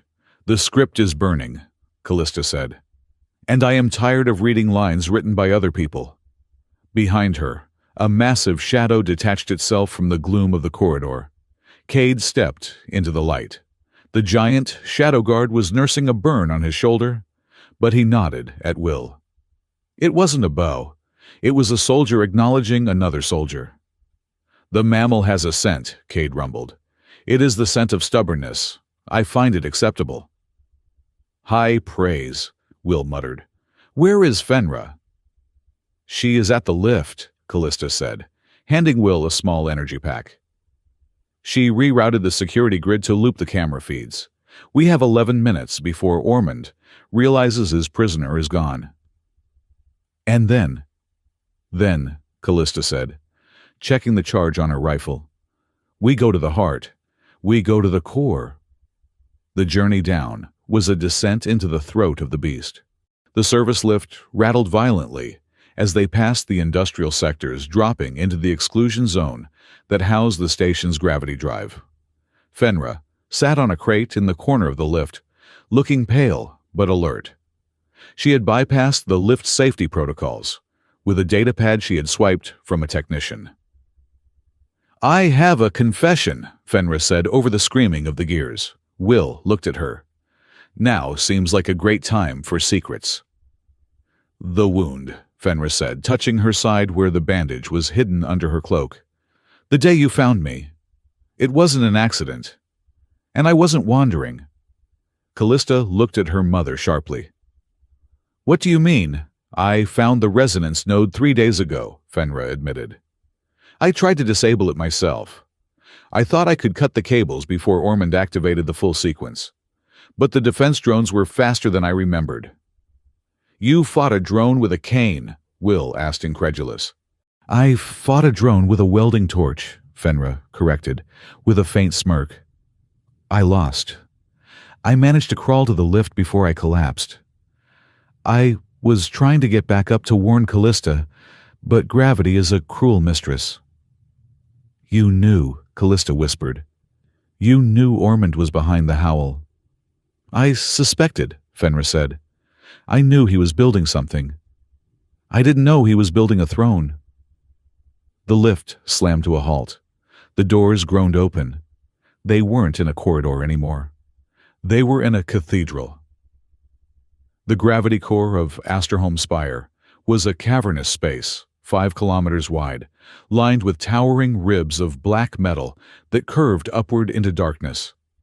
In the center, suspended by arcs of blue lightning, was the Singularity Sphere, a ball of contained black hole energy that kept the station anchored in space. It was beautiful, and it was terrifying. The air here vibrated with a sound that wasn't sound, a deep, rhythmic thrumming that rattled the bones. There, Cade pointed. At the base of the sphere, built onto the maintenance platform, like a cancerous growth, was the master node. It was massive, a forest of violet crystals and black cables, pulsing in time with the station's heart. And standing on the platform, silhouetted against the blinding blue light of the Singularity, was Chancellor Ormond Vale. He wasn't alone. He was flanked by 24 heavy combat droids. And behind him, floating on a projected screen, was the live feed of the station, showing riots in the streets, fires in the lower sectors, and the terrifying headline, "Guardian Terrorist at Large. Emergency powers enacted." He is broadcasting, Will realized. He is directing the nightmare like a conductor. "Let's break his baton," Cade growled. They moved out. Cade took point, his energy shield flared to life. Callista moved to the left flank, her rifle raised. Will took the center. "Ormond!" Callista's voice rang out, amplified by the acoustics of the chamber. The Chancellor turned. He didn't look surprised. He looked disappointed. "Your Majesty," Ormond shouted over the roar of the core. "You should have stayed in the tower. History is written by the survivors, not the martyrs." "History is written by the truth," Callista yelled back. "Step away from the node, Ormond. It is over." "Over." Ormond laughed. He tapped the console in front of him. "Look at the screens, Callista. The Council has just voted. Under the Emergency Preservation Act, I have been granted supreme executive authority to stabilize the crisis. I am not a criminal. I am the savior." "You created the crisis," Will shouted. "Details," Ormond dismissed. "The people want safety. They want the noise to stop. And I am the only one with the volume knob." He slammed his hand onto the console. The violet crystals flared. "Screech!" The howl hit them like a physical wall. It was stronger here than anywhere else. It wasn't just a noise. It was a command. Will fell to his knees, clutching his head. His prosthetic arm seized up the servos, locking painfully. Cade roared, dropping to one knee, his shield flickering. Fenra collapsed against the railing, gasping. Only Ormond stood tall, protected by a dampening field generated by the console. "You see?" Ormond shouted. "Biology is weak. Fear is universal. Now witness the finale." He pointed a finger at Will. "You, Mr. Thorne, you are the key. My scientists tell me your arm. That lovely piece of Vanguard antique has a unique phase modulation chip. It is the only thing compatible with the core's firewall." "I am not helping you," Will gritted out through the pain. "Oh, you will," Ormond smiled. "Because if you don't unlock the core's safety limiters for me, I cannot stabilize the station. And if the station isn't stabilized, the gravity fails. And the lower sectors where all those fragile, unshielded workers live will be crushed instantly." "You are bluffing," Will gasped. "Am I?" Ormond pressed a button. On the screen, a new feed appeared. It showed a maintenance corridor just below the platform. A small, terrified figure was huddled behind a crate, clutching a lucky coin. "Milo!" Will breathed, the blood draining from his face. "The boy got loose," Ormond shrugged. "Navigational error. He is currently in Sector 4B, right in the crush zone. If I don't stabilize the core in 3 minutes, the gravity fluctuation will flatten that corridor like a tin can." Will stared at the screen. Milo was there. He looked so small against the massive machinery. He was looking at his wristcom, whispering, "Dad, Dad." "The choice is yours, hero," Ormond said smoothly. "Be the terrorist I said you were. Unlock the core. Give me total control, and I will save your son. Or play the martyr and watch him become physics." Will tried to stand. His legs felt like lead. The howl was tearing his mind apart, screaming at him to submit, to obey, to surrender. He looked at Callista. She was pinned down by the sonic pressure, bleeding from the nose. She looked at him, and he saw the despair in her eyes. She knew she couldn't ask him to sacrifice his son. Will looked at the console. He looked at the corridor leading to Milo. 3 minutes, Will whispered. He stood up. "Smart man," Ormond gloated. "Come here. Place your hand on the reader." Will took a step, then another. He walked toward Ormond, and then he turned. He didn't walk to the console. He turned and sprinted toward the maintenance ladder that led down to Sector 4B. "What are you doing?" Ormond screamed. "You cannot reach him in time. The pressure will kill you both." "Watch me!" Will roared. He jumped. He didn't climb. He slid down the railing, sparks flying from his boots. He hit the lower deck and ran. "Milo!" Will screamed. The boy looked up. Dad. Will reached him. The air was already shimmering with gravity distortion. The metal walls were groaning, bending inward. "Dad, I am scared," Milo cried. "My ears hurt." "I know, buddy, I know." Will grabbed him. "Look at me. We are going for a ride." A ride. Piggyback. Extreme Edition. Will hoisted Milo onto his back. "Hold on and don't let go no matter what." He looked at the exit. It was blocked by debris. The only way out was up. Back up to the platform, through the gravity field. "Dad," Milo sniffled, trying to be brave.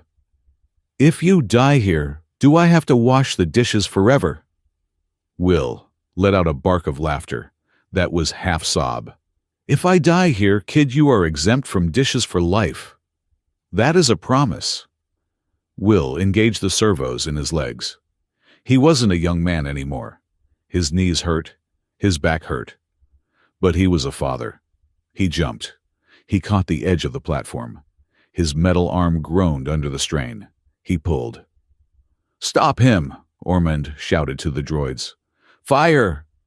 Plasma bolts rained down. Suddenly, a blue shield sprang into existence above Will's head.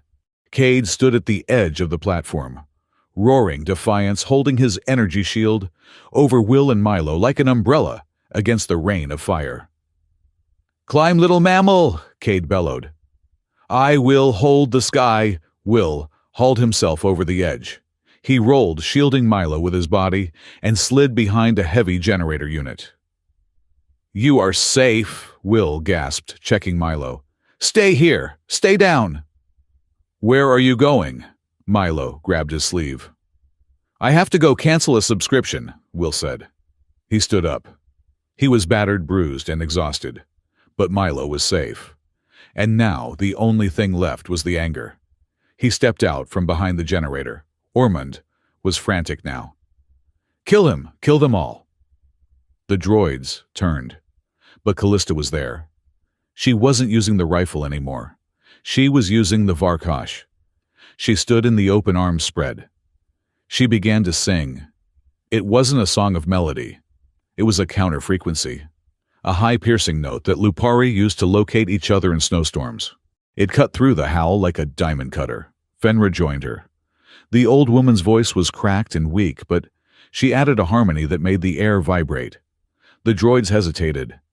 Their sensors were confused by the conflicting sonic data.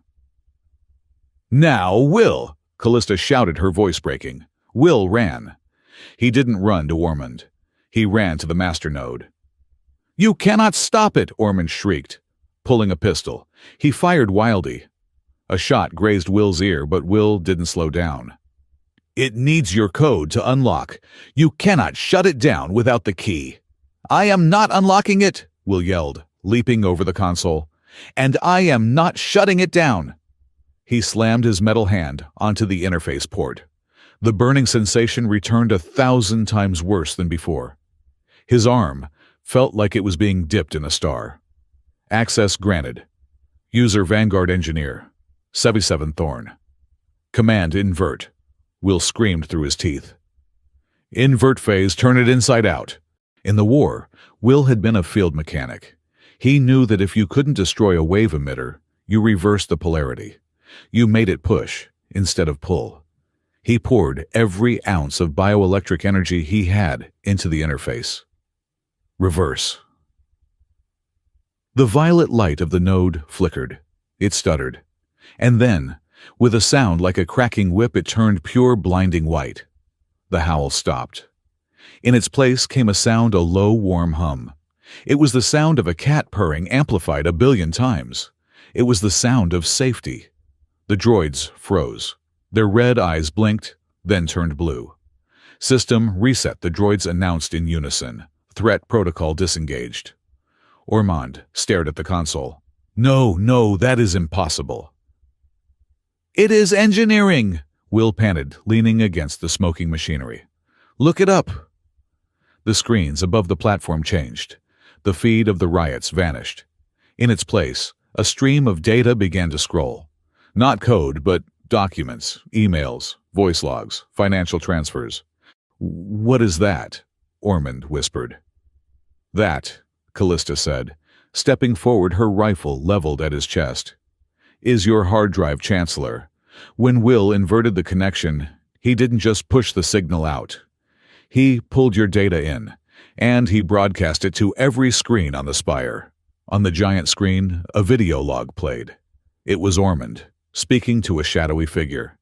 The budget cuts will kill thousands in the lower sectors, yes, but their fear will buy me the crown. Acceptable losses. Silence fell over the gravity core. The only sound was the hum of the white light.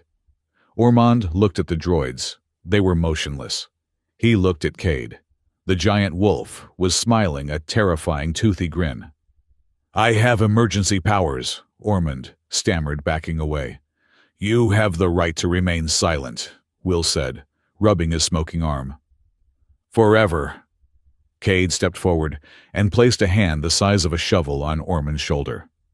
The Chancellor crumpled. The aftermath was a blur. Security forces loyal to the Empress, real loyalty not programmed, stormed the platform. Medics swarmed Fenra. But Callista didn't leave. She walked to the edge of the platform, looking out at the core. The white light was still pulsing, sending waves of calm through the station. She tapped her comms unit. Open a channel. To all sectors. Channel open, Your Majesty, a voice replied. Callista took a deep breath. She looked at Will. He was sitting on the floor, letting Milo put a bandage on his forehead. He looked tired, dirty, and utterly unimpressed by his own heroism. Citizens of Asterholm, Callista spoke. Her voice was not the cold, distant tone of the Empress. It was the voice of the woman who had crawled through a ventilation shaft. For too long we have chosen stability over truth. We let the lower sectors suffocate so the spire could shine. We called it order. It was a lie. She looked at the data scrolling on the screens, the evidence of Ormond's crimes, but also the evidence of her own blindness. Today the howl ends, but the silence does not return. From this day forward, the gravity core is not just a machine. It is an open door. We will rebuild the filtration systems. We will restore the medical budgets. And we will do it by tearing down the walls between the high spire and the deep levels. She paused. A wise woman once told me that stability is not silence. Stability is being able to hear your neighbor breathe. Today, we start listening. 3 days later, the royal gardens were quiet. The real plants smelled better than the synthesized ones. Will stood on the balcony wearing civilian clothes, a new jacket bought with his own credits, which had been restored with interest. Milo was chasing a butterfly drone across the lawn, laughing as Cade pretended to be too slow to catch him. He likes the garden, a voice said. Will turned. Fenra was sitting in a sunbeam, looking much better. She was peeling an orange with surprising dexterity. He likes anywhere that doesn't smell like cabbage, Will said. "He is easy to please." "And you?" Fenra asked. "Are you easy to please?" "I have a job," Will said. "Callista the Empress offered me the position of chief liaison for the reconstruction. Basically, I go down to the lower levels and yell at the contractors until they fix the pipes." "It suits you," Fenra said. "You are good at yelling at things until they work." Will leaned against the railing. "There is something I don't get, Fenra. That day, the first day," Fenra stopped peeling the orange. "The day I found you," Will continued. "You said you were hurt trying to stop the node." "But the node is in the core. I found you in the transit hub, Sector 7. That is nowhere near the core." He looked at her. "You weren't coming from the core, were you?" "You were waiting for me." Fenra smiled. It was a slow, enigmatic smile. "Ormond is a planner," she said softly. "He picks his tools carefully. He needed a key to open the core. A biological key compatible with Vanguard encryption. He scanned the veteran database. He found you. William Thorne, Mark IV prosthetic. Perfect match." Will went cold. "The job interview." "Omnicore Insurance?" Fenra nodded. "A subsidiary of Ormond's shell company. There was no job, Will. If you had walked into that office, you wouldn't have signed a contract. You would have been stunned, bagged, and dragged to the core to be used as a living battery. You would have opened the door for him weeks ago." Will stared at her. "So you—" "I knew I couldn't stop Ormond alone," Fenra said. "And I knew I couldn't just tell you don't go to the job interview, because you are a stubborn father who needs money. You would have gone anyway." "So you staged it," Will whispered. "You waited until I was running late. You cut yourself. You laid down in my path." "So, I needed to know," Fenra said, her eyes serious. "Ormond chose you because of your arm. I needed to know if you were just a machine he could use, or if you were a man who would stop." "You gambled your life," Will said. "If I had walked past you, then you would have died in Ormond's lab," Fenra said simply. "And the station would have fallen. But you didn't walk past. You stopped. You missed the interview. You broke the timeline Ormond had written for you." Will looked at his hands. "You manipulated me, just like him." "No," Fenra said. She reached out and placed a wrinkled hand on his. "He wanted to use your hand to close a fist. I forced you to use it to open a palm. That is not manipulation, Will. That is just giving gravity a little nudge." Will looked out at the garden. He watched Milo tackle Cade's leg, both of them tumbling onto the grass. He took a deep breath. The air tasted clean. "You are terrifying," Will said. "I am a mother," Fenra shrugged, popping a slice of orange into her mouth. "Same thing." Callista walked out onto the balcony then. She wasn't wearing a crown. She was smiling a real smile, one that reached her eyes. "Are you bothering my guardian?" Callista asked Fenra. "I am educating him," Fenra said. "Will," Callista said. "The council is waiting. They want to know the timeline for the lower sector ventilation repairs." Will pushed himself off the railing. He looked at Fenra, then at Callista. He realized he wasn't looking for an exit anymore. "Tell them to wait," Will said, grinning. "I promised my kid I would help him catch a butterfly. And I am done being late for the important stuff." He walked toward the lawn. Fenra watched him go, leaning back in her chair. She watched the human, the wolf, and the Empress standing together in the sun. "Strange creatures, humans," Fenra murmured to the empty orange peel. "They love to build walls just so they have something to knock down." She closed her eyes and listened. For the first time in 50 years, the spire wasn't screaming. It was just breathing.